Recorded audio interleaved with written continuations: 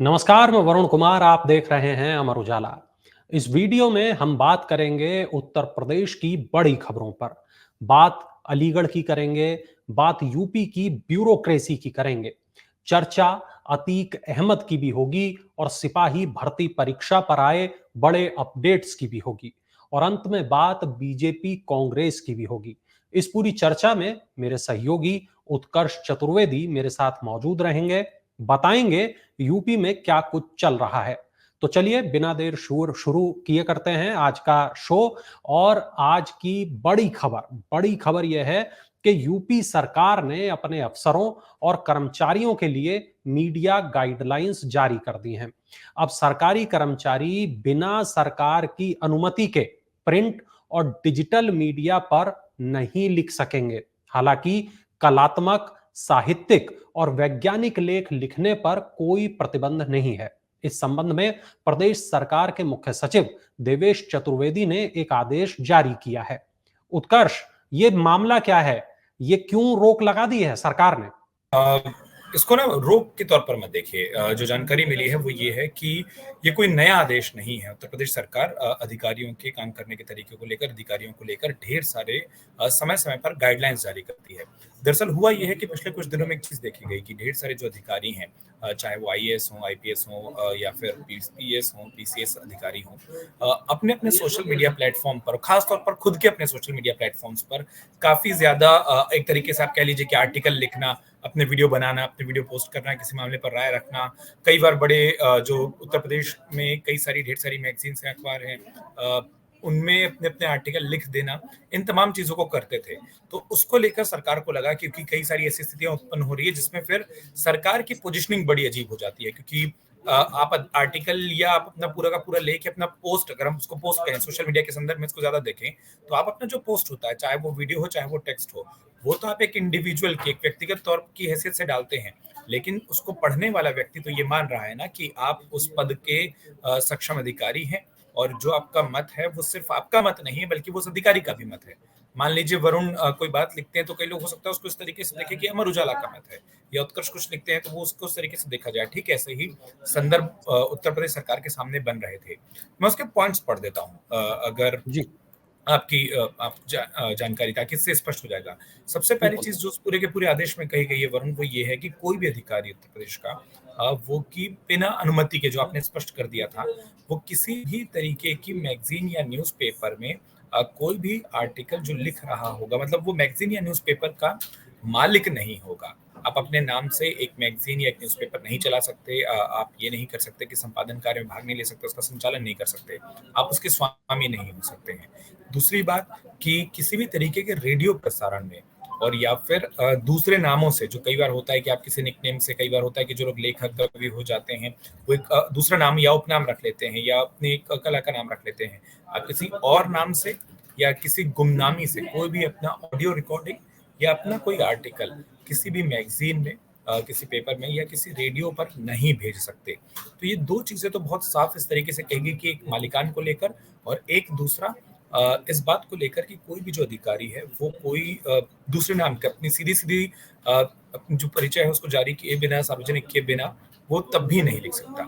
अब सीधी जो बात आती है कि अगर मान लीजिए आप गुमनाम नहीं है, तो उसमें दो क्लॉज रखे गए हैं। एक, कोई भी ऐसा आर्टिकल या बयान जिससे कि उत्तर प्रदेश सरकार की, उत्तर प्रदेश सरकार में आप जिस पद पर हैं उससे बड़े पद पर, यानी कि मान लीजिए कोई जूनियर लेवल अधिकारी है तो वो अपने सीनियर की आलोचना करने वाला कोई आर्टिकल, कोई वीडियो, कोई ऑडियो अपने प्रदेश सरकार की, यानी कि उत्तर प्रदेश सरकार की, इसके अलावा कोई ऐसा ऑडियो या वीडियो भी नहीं जारी कर सकता जिससे कि उत्तर प्रदेश सरकार का केंद्र सरकार से, किसी अन्य राज्य सरकार से, या फिर किसी दूसरे देश से संबंध खराब होता हो, यानी नीतियों की आलोचना हो सकता है कि, देखिए हमने पिछले कई दिनों में देखा कि कई वर्किंग ऑफिसर जो होते हैं, मान लीजिए वो अलग अलग विभागों में होते हैं, तो वो अपने विभागों की एक्सपर्टी के आधार पर दूसरे राज्यों में होने वाली पॉलिसियों पर, केंद्र में होने वाली पॉलिसियों पर टिप्पणी लिखते हैं, टिप्पणी करते हैं, कमेंट करते हैं, वीडियो लिखते हैं, वो राय उस मामले में लेकर अपनी अनभिज्ञता या फिर उस मामले में अपनी असहमति जाहिर करते हैं।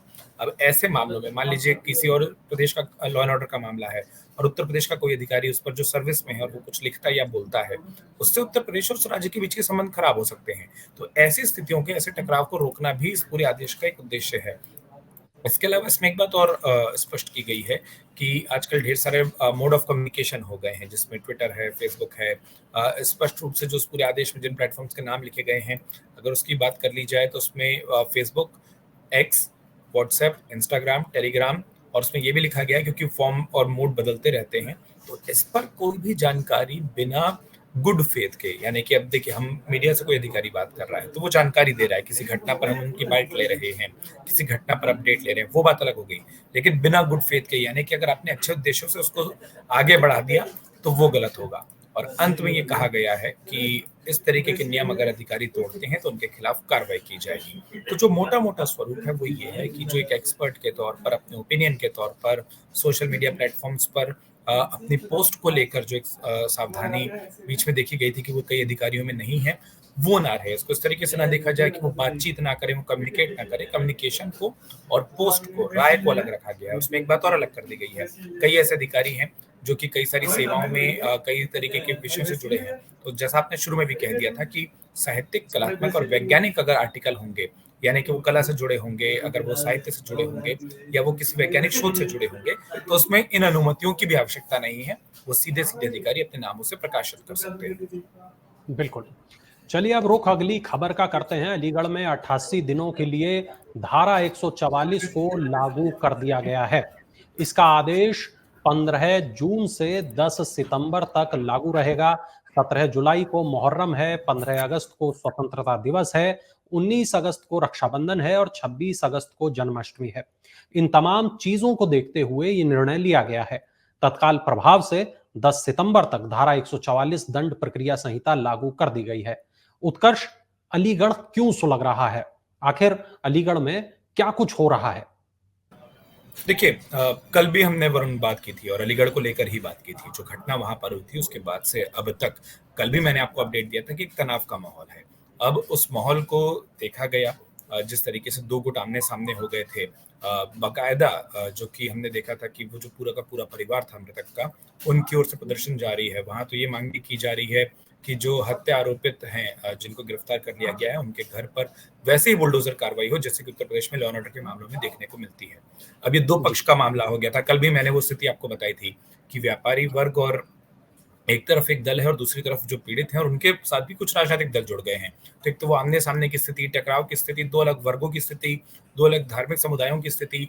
तो वो एक टेंस वहाँ माहौल था, टेंशन वहाँ पर हो ही गई थी। और ऐसे में आने वाले समय में कई ऐसी बड़ी चीजें होनी है, जिसमें से कई का जिक्र आपने कर दिया कि चाहे मुहर्रम हो, फिर उसके बाद 15 अगस्त यानी कि स्वतंत्रता दिवस आ जाएगा, फिर रक्षाबंधन, जन्माष्टमी, उसके बाद परीक्षाएं, जो उत्तर प्रदेश में परीक्षाएं शुरू हो जाती हैं अगस्त के मौसम के बाद, वो होने लगेंगी। और ऐसे में किसी और तरीके की टेंशन ना हो। लेकिन ये जो पूरा आदेश है इसमें उन पर्व त्योहारों का जिक्र तो है, लेकिन वरुण कहीं ना कहीं ये माना जा रहा है कि अलीगढ़ में कल जो घटना हुई और कल जिस तरीके से वो तनाव पूरा का पूरा देखा गया, परसों देर रात की जो घटना हुई, ये आदेश उसके संदर्भ में कहीं ना कहीं एक तरीके से उसके आगे की ही कड़ी के तौर पर से देखिए, इसको एक प्रिकॉशनरी मेजर के तौर पर देखिए कि प्रशासन ने वहां पर जो आवश्यक कदम उठाए जाने चाहिए थे उसमें से एक हो सकता था कि 144 लागू कर दी जाए, ताकि बड़ा जमावड़ा किसी बात को लेकर ना बने और ये जो लोगों को दूर करना है या तितर बितर करना है वो ज्यादा आसान हो। तो तमाम आने वाले पर्वों त्योहारों का हवाला देते हुए 144 को अलीगढ़ में लगा दिया गया है। समय अवधि आपने बता दी है। कुछ चीजें हैं जो अब लोग नहीं कर पाएंगे, मतलब लोगों के लिए बहुत मुश्किल हो जाएगा अलीगढ़ में करना। जी। और मोटा मोटा उस आदेश के हिसाब से उसमें क्या है, अगर वो कह दें तो लाइसेंसी शस्त्र जो है उनका बिना अनुमति के प्रयोग नहीं हो पाएगा। मतलब आपके पास भले ही लाइसेंस हो, लेकिन जैसा चुनावों के दौर पे हम देखते हैं कि फिर आपको वो जमा कराने पड़ जाते हैं, वैसे ही अब बिना अनुमति के उनका प्रयोग नहीं हो पाएगा। किसी भी तरीके की फेक न्यूज पर अब जो कार्रवाई हैं, क्योंकि वो शांति संबंधित 144 का जो अगला आदेश है जिसमें आपने भी जिक्र किया था कि कई सारे पर्व त्योहार को देखते हुए है, तो बिना वेरिफिकेशन के न्यूज को फेक न्यूज की कैटेगरी में मान लिया जाएगा कि अगर आप कोई ऐसी चीज लोगों के बीच में रखते हैं, कोई भी बैनर, पोस्टर जिससे किसी भी दो समुदायों के बीच टकराहट पैदा हो सकती हो, उसकी भी कोई अनुमति नहीं दी जाएगी। कोई भी ऐसी चर्चा जो कि 144 में होता है, 4 से ज्यादा लोगों का इकट्ठा होना, कोई ऐसी चर्चा करना जो कि किसी एक पक्षीय हो, किसी दूसरे पक्ष की ऐसी आलोचना करता हो जिससे टेंशन या तनाव व्यक्त हो सकता है, उत्पन्न हो सकता है समाज में, वो किसी भी तरीके से अनुमति उसकी नहीं होगी। अगर विरोध प्रदर्शन भी होने हैं तो उसको लेकर भी गाइडलाइन है वरुण। विरोध प्रदर्शन को लेकर भी कहा जा रहा है कि पुतला दहन, किसी भी तरीके के नारे, पोस्टर, इन तमाम चीज़ों के प्रयोग पर पहले आपको अनुमति लेनी होगी, बिना अनुमति के नहीं हो सकता। परीक्षा केंद्रों के आसपास, क्योंकि परीक्षा को ध्यान में रखते हुए 144 की धारा लगाई गई है, तो 100 मीटर की परिधि में लाउड स्पीकर का प्रयोग बिना अनुमति के नहीं हो पाएगा।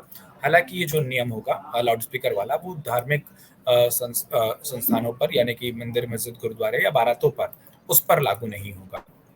आतिशबाजी पर भी त्योहारों को छोड़कर बाकी समय पर बिना अनुमति के आतिशबाजी नहीं की जा सकेंगी। और इसके अलावा जो बड़ी एक बात है वो ये है, और इसको इसीलिए जोड़कर देखा जा रहा है कि जो अलीगढ़ में अभी टेंशन हुई है, जो हत्या हुई और हत्या आरोपित की बात हुई है, उस पूरे मामले से इसको जोड़कर देखा जा रहा है, क्योंकि उस ढेर सारे आदेशों के क्रम में एक बात ये भी है कि कोई भी व्यक्ति सार्वजनिक स्थान या घरों की या दुकानों की अपनी छत पर पत्थर, रॉड, कांच की बोतल, लोहे के सरिये या फेंक कर या जलाकर ज्वलनशील वस्तुओं को एकत्र नहीं कर सकता। तो ये जो बात है ना, ये वाला जो पॉइंट है, सबसे महत्वपूर्ण हो जाता है। और ये पॉइंट इंगित करता है कि शासन कहीं ना कहीं अलीगढ़ में उस टेंशन को दूर करना चाहता है, और इसीलिए आने वाले कई ऐसे मौके आएंगे जिसमें कि आपको सार्वजनिक तौर पर लोगों का जमावड़ा देखने को मिल सकता है। उस जमावड़े के दौरान किसी तरीके से कोई अनहोनी ना हो, उसको ध्यान में रखते हुए इसको एक तरीके से हम कह सकते हैं कि प्रिकॉशनरी मेजर है। पहले से सुनियोजित तरीके से प्रशासन अपनी तैयारी ये रख रहा है कि जो तनाव था वो अंदर ही अंदर ना सुलगता रहे, और कोई बड़ा क्रम आ जाए, कोई बड़ा मौका और आ जाए, और ऐसे में अलीगढ़ फिर सुलगने लगे। जो आपने सवाल किया था कि आखिर सुलग क्यों रहा है, दो अलग अलग बिल्कुल। घटनाएं हुई हैं। एक नगीना के सांसद चंद्रशेखर रावण वहां पहुंचे थे, वो स्टोरी भी हमने कवर की थी। उसके बाद परसों देर रात जो हुआ, कल उस पर हमने चर्चा की थी कि जिस तरीके से चोरी के शक में एक व्यक्ति को पीट पीट कर मार डाला गया, और उस पर फिर देश भर से रिएक्शन आने शुरू हो गए, राजनीतिक रिएक्शन ओवैसी से लेकर तमाम लोगों के आए हैं। तो इन दो घटनाओं की जो ठीक एक के बाद एक हुई है, अलीगढ़ प्रशासन ने एहतियातन के तौर पर यह स्टेप लिया है कि 144 लागू कर दी जाए, ताकि कोई बड़ा जमावड़ा जिले में न लागू हो सके, ना हो पाए, बिल्कुल। क्योंकि यूपी सरकार नहीं चाहती कि एक बार फिर कानून व्यवस्था बिगड़े। चलिए अब बात करते हैं अतीक अहमद से जुड़ी हुई उमेश पाल हत्याकांड में कई महीनों के बाद माफिया अतीक अहमद के कुनबे के मकान पर फिर बुलडोजर गरजा है। ये कार्रवाई माफिया अतीक अहमद के भाई अशरफ की पत्नी के मकान पर हुई है। अकबरपुर गांव में स्थित इस मकान को पीडीए ने पहले ही कुर्क कर दिया था। अब बुलडोजर और पोकलेन मशीन से मकान को जमींदोज कर दिया गया है। इस दौरान बड़ी संख्या में अधिकारियों के साथ कई थानों की फोर्स और पीएसी भी तैनात रही। यहां दो खास सवाल हैं उत्कर्ष। पहला ये कि ये कार्रवाई क्यों की गई है, और दूसरा ये कि जैनब पर इस कार्रवाई के मायने क्या हैं। देखिए, पहले दूसरे सवाल के जवाब से शुरू करते हैं वरुण। इस कार्रवाई के अगर मायने निकाले जाएं तो उसको सीधा सीधा इस तरीके से देखा जा रहा है कि अभी भी उमेश पाल हत्याकांड के जो सारे आरोपी हैं वो नहीं पकड़े गए। हमने लगातार देखा था कि बात होती रही थी कि अतीक अहमद के जो तमाम गुर्गे थे वो अंडरग्राउंड हो गए थे। उस पूरी घटना के बाद, अतीक अहमद की हत्या होने के बाद और उनके भाई अशरफ की हत्या होने के बाद भी वो जो तमाम साथी थे, जिसमें गुड्डू से लेकर तमाम नाम आते थे, वो अब तक फरार चल रहे हैं। अतीक अहमद की पत्नी अब तक फरार चल रही है। उमेश पाल हत्याकांड में भी कई ऐसे नामजद आरोपी थे जो कि फरार हैं, जो अब तक नहीं पकड़े जा सके हैं। तो पहला, इस कार्रवाई को इस तौर पर देखा जा रहा है कि अगर वो सामने आकर सरेंडर नहीं करेंगे, इसको दबाव बनाने की कार्रवाई आप ज्यादा देखिए, तो उनकी संपत्तियों पर कार्रवाई होनी शुरू हो जाएगी। उनकी संपत्तियों की सर्वे या उनकी संपत्तियों की जांच होगी, और उसमें जहां भी अवैध संपत्तियां पाई जाएंगी, ये एक दबाव बनाने की रणनीति भी होती है कि उस पर जब कार्रवाई होने लगती है तो कई बार होता यह है कि कुछ आरोपी परिवार, घर, इसको बचाने की दृष्टि से या ये सोचकर कि और दबाव ना बने, या जो बोलते हैं ना कि उनके धन उगाही के धन को प्राप्त करने के जो तरीके होते हैं, जो उनके स्थायी संपत्ति होती है, अगर वो भी बंद हो जाएगा तो बड़ा मुश्किल हो जाता है। वो इकोनॉमिक चेन को काटना बड़ा जरूरी होता है, आर्थिक मदद को काटना बड़ा जरूरी होता है। तो एक तो कारण ये है। दूसरा कारण ये है कि जो आपने पूछा था कि जैनब के मकान को क्यों, तो उससे उसका कारण ये है कि ये माना जा रहा है कि ये जो पहले तो रविवार को ये मकान कुर्क किया गया था, वक्फ की जमीन पर ये मकान बना था, और उसके बाद जिस पर कार्रवाई हुई है, इसमें जैनब ने इसको ठिकाना काफी पहले से बनाया हुआ था, और उमेश पाल हत्याकांड के कुछ दिनों बाद तक इस मकान में ही जैनब के रहने की जानकारी उत्तर प्रदेश पुलिस को मिली थी, और मुकदमे में जब नाम आया था तो वो फरार हो गई थी, वो भी, उनका भी नाम इसमें शामिल है। और 2020 में जब अतीक अहमद और अशरफ के चकिया के पैतृक मकान को ढाया गया था, जब आपको मालूम हो कि जब पूरे के पूरे माफिया पर कार्रवाई शुरू होने की बात कही गई थी, और तब अतीक उत्तर प्रदेश में नहीं, साबरमती जेल में था, 2020 की बात है, तब ये वो मकान था जो कि एक तरीके से जैनब के लिए या उनके जुड़े कई लोगों के लिए, अतीक अहमद के परिवार से जुड़े या उसके इस पूरे गिरोह से जुड़े कई लोगों के लिए एक ठिकाने के तौर पर हो गया था। और इसीलिए तब से इस मकान की जांच की जा रही थी। जैसा मैंने आपको शुरू में बताया कि ये बड़ा आलीशान मकान था। मतलब सिर्फ ऐसा नहीं है कि एक छोटा परिवार इसमें आकर रह सके, उसमें कई सारे गुर्गे आकर रहते थे, जैनब रहती थी, परिवार के कई लोगों के आने जाने की इसमें बात है। और इसीलिए दूसरा, जब इसकी लीगलिटी को चेक किया गया तो वो कहीं साबित नहीं हो सकी कि सही नियमों के तरीके से मकान बना है।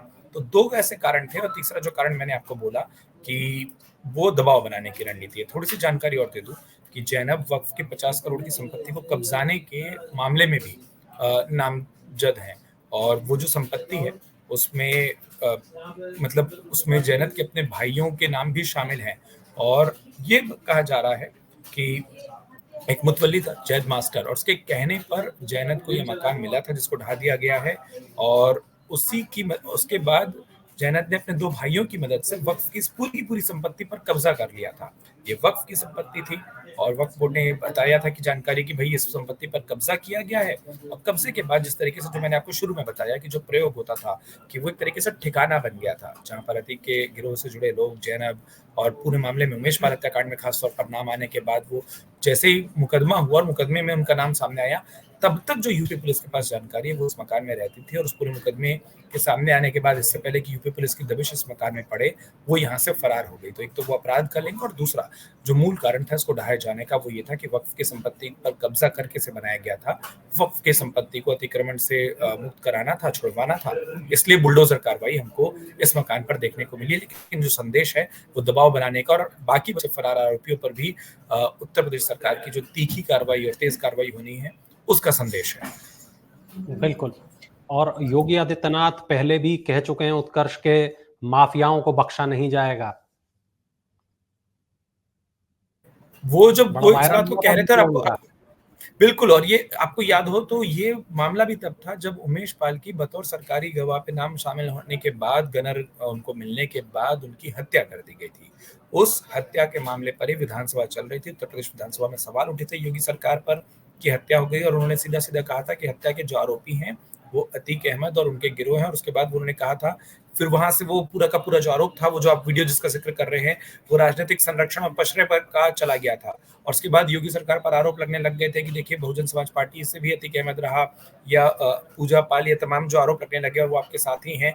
और उस पर मुख्यमंत्री ने खड़े होकर ये लाइन कही थी कि कोई भी माफिया जो है वो बख्शा नहीं जाएगा और उसको मिट्टी पे मिलाने की कार्रवाई होगी। और अब जब ये पूरा का पूरा घर ढहा है और मिट्टी में ही जो वक्फ की संपत्ति थी, खाली मैदान था, उसमें मिट्टी होकर ही मिट्टी में मिल गया है, कहीं ना कहीं वो जो बातें हैं, सख्त कार्रवाई की बातें वो होती दिखाई देती है। और हमने लगातार देखा है अतीक अहमद की हत्या के पहले से उस पूरे गिरोह पर हमने देखा कि किस तरीके से उनकी जो तमाम बेनामी संपत्तियां थी, तमाम वो संपत्तियां जो कब्जा की गई थी, और सिर्फ इलाहाबाद या प्रयागराज नहीं बल्कि उत्तर प्रदेश के अलग अलग हिस्सों में, हमने लखनऊ में देखा, हमने बनारस में देखा, हमने उस पूरे आसपास के इलाकों में देखा कि जहां जहां ऐसी संपत्तियों की जानकारी प्रशासन को मिली, उनको कब्जे से मुक्त करवाया गया, छुड़वाया गया, और उन सब पर बुलडोजर की कार्रवाई हुई ताकि आने वाले समय में उन संपत्तियों का दोबारा किसी तरीके से प्रयोग ना किया जा सके।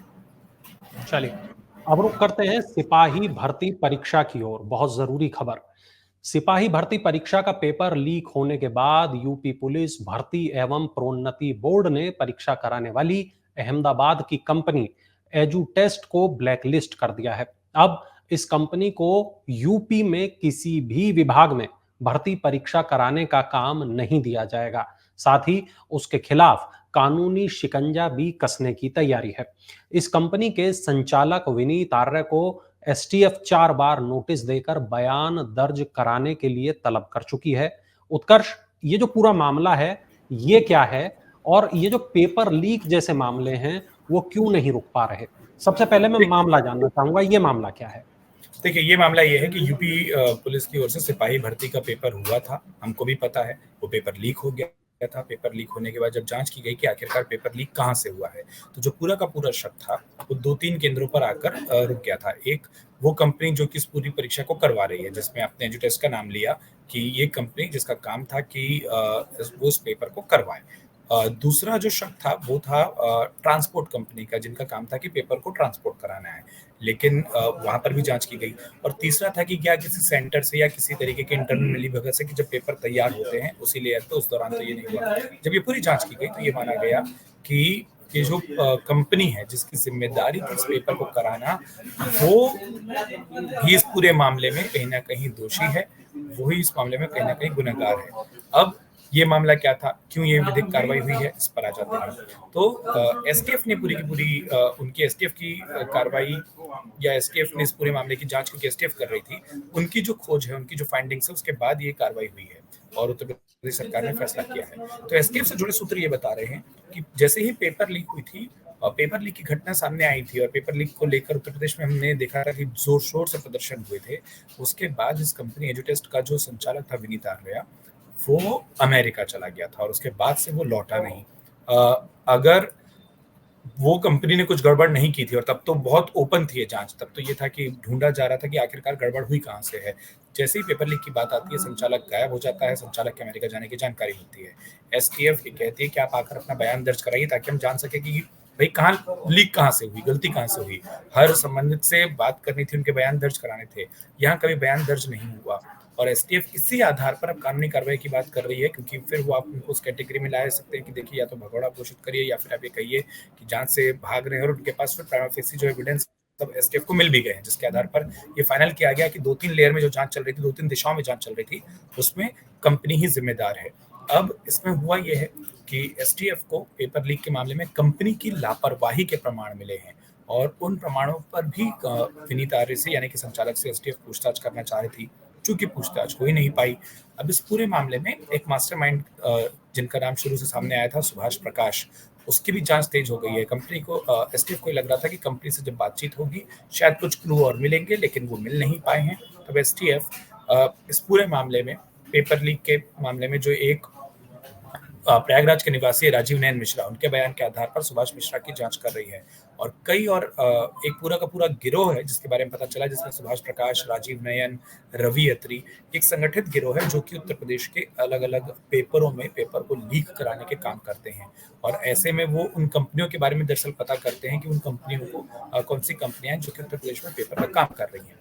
पूरी की पूरी जो परीक्षाएं हैं, दरअसल एक गड़बड़ इसमें जो निकल कर आ रही है, जो छात्रों का विरोध है वरुण, उसमें एक एंगल पे थोड़ा सा और ले लूं, वो इस बात का भी है कि सरकार सीधी परीक्षाओं को कराने की वजह से आउटसोर्स क्यों करती है। अब जैसे इस कंपनी के हवाले में दिया, कंपनी से गड़बड़ हुई, कंपनी के लोग मिले और उस गैंग से मिल गए जो कि संगठित तौर पर उत्तर प्रदेश में पेपर लीक का काम करता है।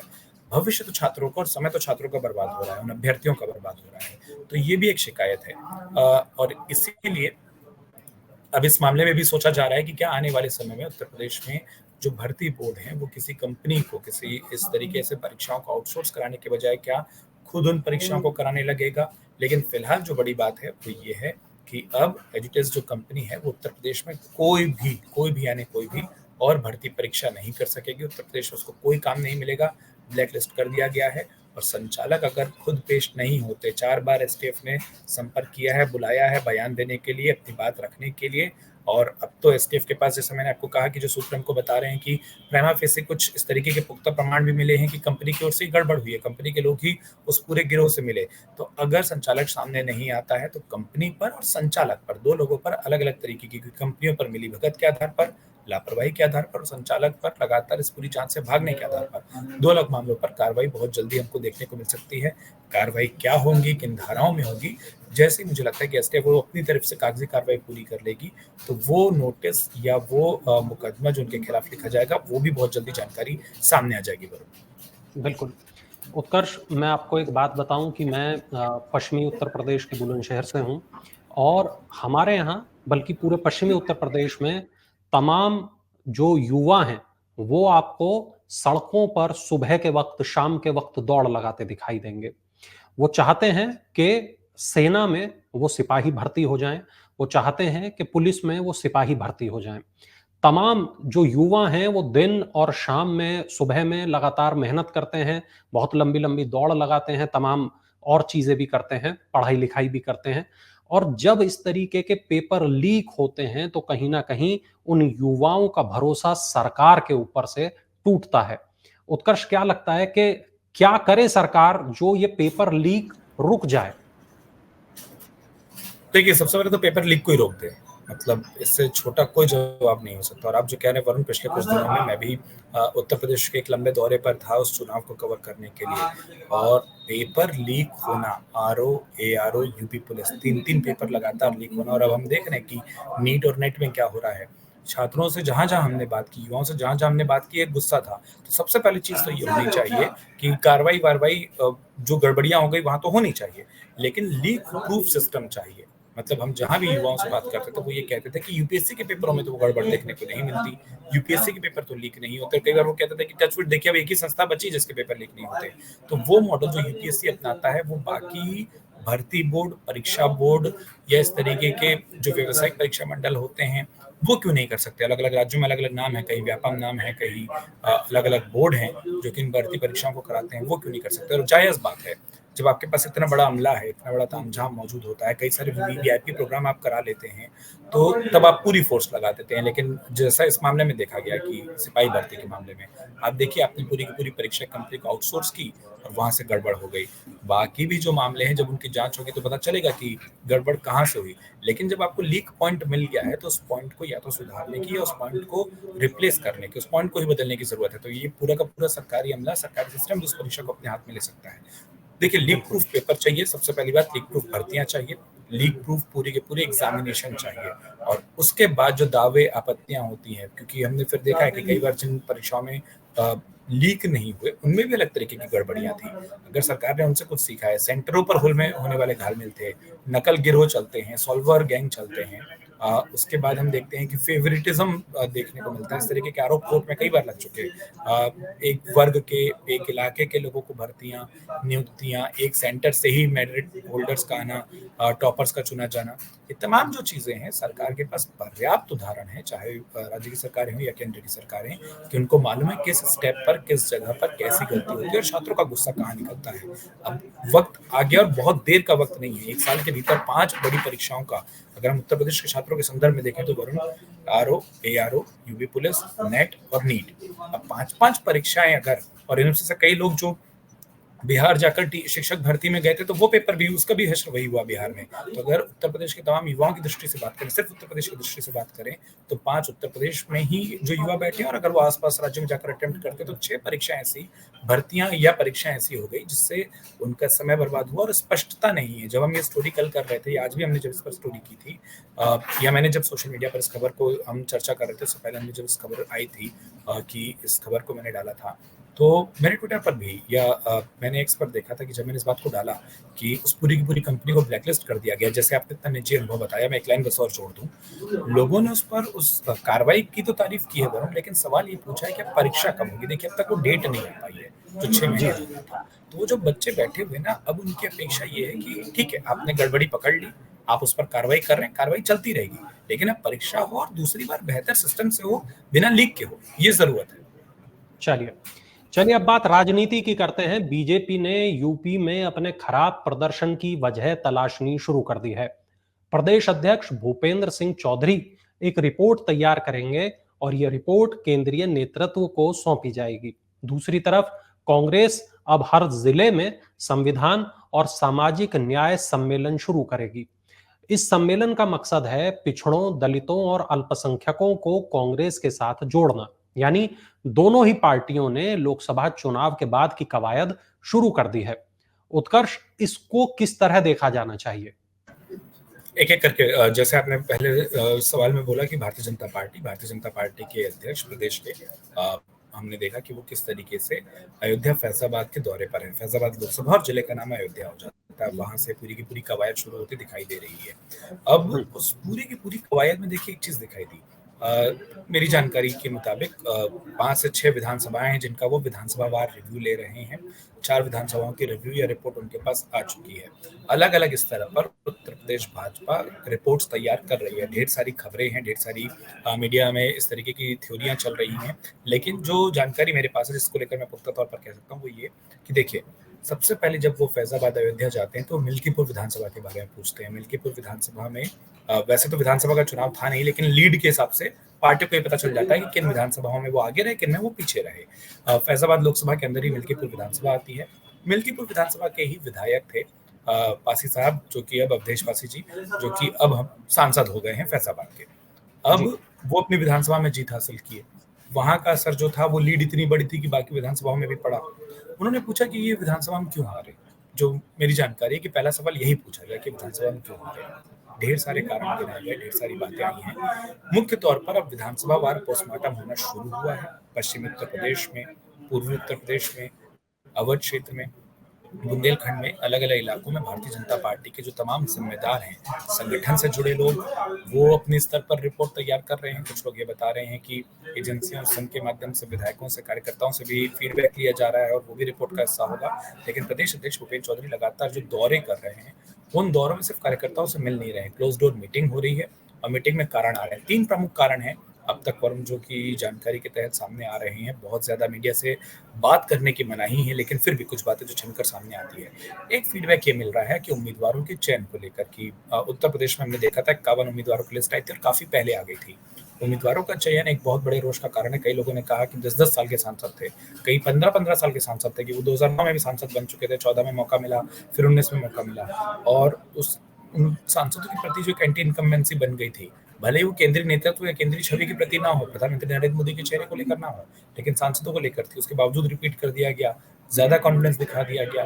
दूसरा ये कहा गया कि जब आप बहुत पहले से सांसदों को उतार दिए, तो आपने ये मान लिया कि आपने जो उतारा है वो जीत जाएगा, लेकिन आपने विपक्ष के उम्मीदवारों को देखने के बावजूद भी कहीं कोर्स करेक्शन की अगर जरूरत थी तो वो नहीं किया, क्योंकि पार्टी को लगता रहा कि अगर कोर्स करेक्शन होगा, और कोर्स करेक्शन का सीधा मतलब ये है कि अगर उम्मीदवारों को बदलने की जरूरत थी तो उम्मीदवार नहीं बदले गए, क्योंकि पार्टी ने सोचा कि उम्मीदवार बदलेंगे तो शायद कैसी इमेज जाएगी। और हमने देखा समाजवादी पार्टी ने खुलकर उम्मीदवार बदले। अब फैजाबाद का उदाहरण ले लीजिए, जहां से बैठक शुरू हुई है, सामान्य सीट आती है फैजाबाद की सीट। और हमारे जो तमाम दर्शक उत्तर प्रदेश के अलग अलग हिस्सों के, उत्तर प्रदेश के बाहर है, उनके लिए बता दूं कि अयोध्या की सीट को लोकसभा के नाम पर फैजाबाद कहा जाता है। वैसे उस जगह का नाम अयोध्या हो चुका है। तो अयोध्या कह लीजिए, टेक्निकली फैजाबाद की लोकसभा सीट वो सामान्य सीट है। हमने देखा था कि किस तरीके से लल्लू सिंह वहां पर भारतीय जनता पार्टी के उम्मीदवार थे, लेकिन समाजवादी पार्टी ने क्या किया, पासी समाज से उम्मीदवार दे दिया। तो आपके पास अपना सामान्य वर्ग, आपके पास अपना अल्पसंख्यक वोट, वो तो वही रहा। आपने माना कि आपका अपना जो वोट बैंक है, समाजवादी पार्टी की रणनीति ये थी कि उनका अपना जो वोट बैंक है वो तो उनके साथ ही बना रहेगा, लेकिन किसी एक अलग वर्ग से उम्मीदवार दे देंगे तो वो वर्ग भी पार्टी के साथ जुड़ जाएगा, और ये रणनीति काम आई। तो ये कोर्स करेक्शन भाजपा ने नहीं किया, ये मीटिंग में एक फीडबैक मिला है। और तीसरा ये मिला कि कोऑर्डिनेशन की कमी थी। देखिए, अधिकारियों की को ना ही सुनना, या अधिकारी नहीं सुन रहे हैं, या अधिकारी जनप्रतिनिधियों की नहीं सुनते, अधिकारी काम नहीं करते, अधिकारियों का रवैया, ये कॉमन फीडबैक मिल रहा है। नेताओं के रवैये को लेकर छोटे कार्यकर्ता बड़े नेताओं की बुराई कर रहे हैं। तीसरा ये आ रहा है कि संगठन बिल्कुल डीमोटिवेटेड हो गया था इन चीज़ों से, कि जनता के बीच में जाए तो जनता जब वो शिकायतें करते हैं कि देखिए सुनवाई नहीं होती, तो जनता की कैसे सुने। अच्छा, उन शिकायतों को लेकर बड़े नेताओं के पास जाएं तो बड़े नेता नहीं सुनते, उनको लगता है कि एक तरीके की माहौल चल रहा है, उसमें चुनाव जीत जाएंगे। तो कार्यकर्ता डीमोटिवेटेड थे और वो उस तरीके से निकलकर प्रचार या चुनाव को अपने हाथों में नहीं लिए। और इसलिए कहा जा रहा है ना कि वोटर बाहर नहीं निकला। अगर वोटर बाहर नहीं निकला तो वो गर्मी तो हर एक वर्ग के वोटर के लिए थी, वो तापमान तो हर एक वर्ग के लिए वोटर था, तो आपका नहीं निकला और दूसरे का क्यों निकल गया? तो जब ये सारे सवालों का पोस्टमार्टम हो रहा है, तो यही पता चल रहा है कि इन चीजों पर काम नहीं हुआ। अब आपके सवाल के दूसरे पक्ष की ओर आते हैं कि कांग्रेस क्या कर रही है। और वरुण, कहीं ना कहीं ये कह सकते हैं कि हमने कल भी इस बात पर चर्चा की थी, कल भी हमने बात भांप ली थी कि कांग्रेस अब जिस तरीके से एक सांसद से सीधा 6 सांसद की स्थिति उत्तर प्रदेश में पहुंची है, वो इस मोमेंटम को, वो इस जो अपनी लोकप्रियता के शिखर पर वो एक तरीके से खुद को जाती देख रही है, वो छोड़ना नहीं चाहती। और कांग्रेस का, अगर आप उस सम्मेलन का फिर से नाम लेंगे तो आपको एक बड़ा इंटरेस्टिंग बात पता चलेगी। अभी अभी आपने एंकर में कहा कि कांग्रेस पिछड़ों और दलितों को लेकर और अल्पसंख्यकों को लेकर अलग अलग सम्मेलन करने जा रही है। अब ये अखिलेश यादव का नारा नहीं बन जाता पीटीए का। अब उनको ये लगने लगा है कि समाजवादी पार्टी का जो नारा था वो एक सफलता का फॉर्मूला बन चुका था, वो एक सक्सेस फॉर्मूला था, तो कांग्रेस भी क्यों ना उस नारे को ही आजमाए। और इसीलिए वो उन्हीं वर्गों को जोड़ने की कोशिश कर रहे हैं जिनका उनको सबसे ज्यादा लग रहा है कि देखिए, चुनाव में खुलकर जिस वर्ग ने हमारा साथ दिया है और अक्रॉस उत्तर प्रदेश, पूरे उत्तर प्रदेश में उनको जिसका साथ मिला है, चाहे वो कोई भी लोकसभा हो, लोकसभा के समीकरण अलग रहे, लेकिन ये 3 हिस्से जो हैं वो हमारे साथ कमोबेश लार्जली बहुसंख्यक तौर पर आ ही गए। तो ये ना छिटके, ये ना दूर हो, इनसे जो संपर्क है या इस वर्ग में जो अपनी पैठ है वो लगातार बनी रहे, उल्टा और बढ़े, उसके लिए कांग्रेस खासतौर पर ये रणनीति बना रही है। और इस रणनीति का एक हिस्सा वो भी हो सकता है, अगर आपको जो ध्यान हो, जो हमने कल चर्चा की, और इसलिए जब हम रोज ऐसी चर्चा करेंगे तो वो कड़ियां जुड़ती भी जाएंगी। कल आपने और हमने वरुण गांधी माफ कीजिएगा, राहुल गांधी और अखिलेश यादव को लेकर सवाल पूछा था, उसमें मैंने कहा था कि देखिए अब राहुल गांधी उत्तर प्रदेश में अपने कार्यक्रमों को और बढ़ाएंगे, उनकी सक्रियता और बढ़ेगी और उनके जरिए कांग्रेस की बढ़ेगी। अब कांग्रेस ऐसे कार्यक्रम करेगी, कांग्रेस के नेता, कल जो आप पूछ रहे थे ना कि वो नेता नंबर 2 कौन है, अब वो नेताओं की तलाश या अगली पीढ़ी के नेताओं की तलाश भी यहाँ से शुरू हो जाएगी। और उसमें हम कई कार्यक्रमों में ऐसे भी देखेंगे जहाँ कई बड़े नेता होंगे, जिन कार्यक्रमों में शरीक होंगे, वहां पर कांग्रेस अपने संगठन की ताकत दिखाएगी। और ये सब कुछ इतनी जल्दी इसलिए भी किया जा रहा है क्योंकि उत्तर प्रदेश में 10 विधानसभा सीटों पर उपचुनाव होने हैं। किसी छोटे राज्य में देख ले तो उनकी विधानसभा के 6-7% के बराबर का हिस्सा हो जाता है 10 विधानसभा, तो 10-10 विधानसभा में उपचुनाव होना है और पश्चिम से लेकर पूर्व तक की विधानसभाएं आती हैं। तो पूरे राज्य के स्तर पर अगर अपने संगठन को चेक करना हो तो ये मौका बहुत अच्छा है और कांग्रेस उसी ताकत को दिखाने की कोशिश यहाँ पर करती हुई मुझे नजर आ रही है। बिल्कुल। चलिए अब चलते-चलते दर्शकों के सवाल पर आते हैं। अधिकतर लोगों ने कल के शो पर उत्कर्ष जो कमेंट किए उसमें नगीना सांसद चंद्रशेखर और बहुजन समाज पार्टी को लेकर सवाल किए गए। लोग ये जानना चाहते हैं कि क्या अब बसपा के वोटर चंद्रशेखर के पक्ष में लामबंद हो सकते हैं? क्या लगता है उत्कर्ष, होगा क्या ऐसा? देखिए, एक जगह तो ऐसा हुआ है वरुण, और वो सीट थी नगीना, वो इलाका था नगीना। नगीना में एक तरीके से 4 कोण का मुकाबला था। समाजवादी पार्टी कांग्रेस गठबंधन के उम्मीदवार वहां पर थे और काफी ज्यादा चुनाव से पहले कोशिश हो रही थी कि चंद्रशेखर रावण शायद समाजवादी पार्टी के उम्मीदवार हो पाए, वो बात बनी नहीं। चंद्रशेखर रावण अपने ही पार्टी से उतर गए और उन्होंने अलग लड़ाई लड़ी, भाजपा के उम्मीदवार थे, बसपा के उम्मीदवार थे। अब अगर वो जो कोर वोटर है बसपा का, वो बसपा पे बने रहता है तो चंद्रशेखर रावण को उतने वोट नहीं मिलते क्योंकि वो एक सुरक्षित सीट है जितने वोट वहां पर मिले। और नगीना का इतिहास है बसपा के धुरंधर नेता, और वो सीट जब तक अविभाजित रही उसका कई हिस्सा आसपास की सीटों पे आता रहा था। तो मतलब ये मान लीजिए कि आज जो नगीना की स्थिति है और उसमें जो विधानसभा आती है उसमें से कुछ विधानसभा के वोटर मायावती जी को भी लोकसभा की सांसद के तौर पर चुन चुके हैं, तो वो भी वहां से चुनी गई है। बिजनौर का वो जो पूरा का पूरा इलाका आता है वो विधानसभा भी वहां से लगती है। तो एक जगह तो ये होता हुआ दिखा है जहां बसपा के जो वोटर हैं, कोर वोटर हैं, उन्होंने चंद्रशेखर रावण को वोट दिया है। इसमें तकनीकी रूप से एक दिक्कत है, वो ये कि चंद्रशेखर रावण की अभी पार्टी का जो विस्तार है वो नगीना, बिजनौर, अमरोहा क्षेत्र के बाद या पश्चिम उत्तर प्रदेश के कुछ एक पैच के बाहर नहीं है अभी भी। और इसीलिए हम देख रहे हैं कि वो अलीगढ़ भी जा रही हैं, वो उस मूवमेंट को विस्तार देना चाहते हैं, लेकिन पूरब में, अवध में, बुंदेलखंड में वो विस्तार नहीं है। तो वहां वोटर के पास अभी वोटर के पास वो विकल्प नहीं है। तो विकल्प मिलेगा तो एक कारण जरूर हो सकता है। और चंद्रशेखर रावण को एक एडवांटेज और मिला है क्योंकि कल भी हमने उस एंगल पर बात की थी, वो है आकाश आनंद का पीछे चले जाना। तो बहुजन समाज पार्टी में भी एक यंग एज लीडरशिप जो है, जो एकदम से दिखी थी आकाश आनंद के रूप में, वो नहीं दिख रही है। तो वो जो नई उम्र के वोटर हैं उनको कनेक्ट कर पाने में, उनको अपने से जोड़ने में चंद्रशेखर आजाद कई मामलों में कामयाब दिखते हैं और नगीना में तो वो बखूबी कामयाब हुए हैं। तो अगर बहुजन समाज पार्टी, और कल भी आपने सवाल पूछा था कि क्या आकाश आनंद का भविष्य में कोई रोल दिखाई देता है, अगर बहुजन समाज पार्टी उस रोल को लेकर कोई फैसला नहीं करती है और चंद्रशेखर रावण अपनी पार्टी के विस्तार पर बहुत तेजी से काम करते हैं, तो जो आपका सवाल है उसका जवाब हाँ में हो सकता है, लेकिन उसमें बहुत मेहनत, बहुत वक्त और कुछ एक समीकरण और कुछ एक समीकरण वो भी हैं जिनका प्रभावी होना या जिनका होना बहुत ज्यादा असर डालेगा। चलिए, शुक्रिया उत्कर्ष ये तमाम जानकारियां हमें देने के लिए। उम्मीद है हमारा ये शो, हमारा ये वीडियो आप लोगों को पसंद आया होगा। आपके जो भी सवाल हों आप कमेंट बॉक्स में लिख भेजिएगा। कल के शो में चुनिंदा सवालों के जवाब भी देंगे। तो जुड़े रहिए अमर उजाला के साथ ताकि यूपी की हर बड़ी खबर आप तक पहुंचती रहे। नमस्कार। अगर आप ये वीडियो YouTube पर देख रहे हैं तो हमारे चैनल को सब्सक्राइब करें और बेल आइकन को दबाना ना भूलें। अगर आप Facebook पर ये वीडियो देख रहे हैं तो हमारे पेज को लाइक करें।